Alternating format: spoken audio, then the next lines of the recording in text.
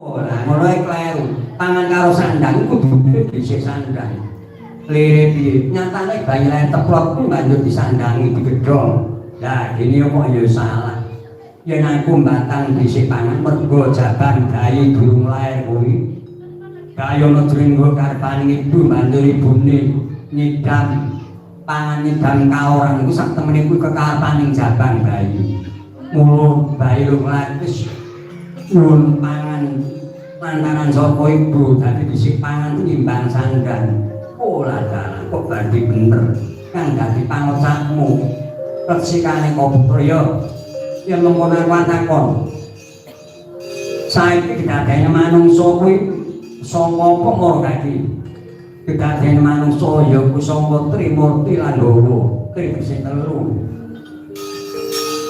Murti bisa cahaya saka cahayaning telung prakara Surya Candra Darulan Kartika. Oh ya kuwi saka sarining banyu geni bumi kelan angin. Trimurti kelan Dawa kumpul dadi sawiji. Bareng tumetesing tirta nirmaya tirta saka bapa lan biyung kasamat dan wirayating dan ing kono satemah dadi tunggal datine manungsa.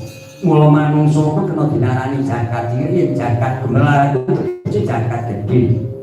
Tegese mangkene manungsa kedunungan hawa panas kaya dayaning surya, manungsa kedunungan getih pusaka dayaning banyu, manungsa kedunungan atas saka dayaning angin, manungsa tumekane mati bakal dadi lemah pusaka dayaning bumi bener apa ora?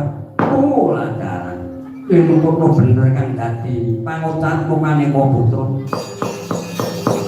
Ya, yen ora katakon maneh. Jagat gemelar iki kaperan ana pirang perkara loro Gajah Darna.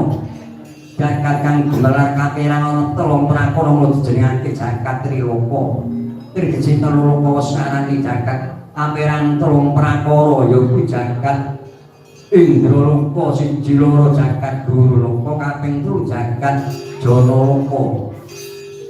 Kowe wedine piye jagat Janaloka tegese jagat isih gunggung wong lan durana sining tumitah isine lagi gawe bicara kang padha pating karek kuwi kang dinarani jagat Janaloka yen jagat Durloka jagat kang wis gemelar ana sining manungsa lanang wadon bunga susanan liya-liyane iki yen jagat Indraloka tegese jagat ing kaarusan kok jagat ing kasukman manungsa wis tumekane mati bakal undur ing jagat Indraloka kuwi mau.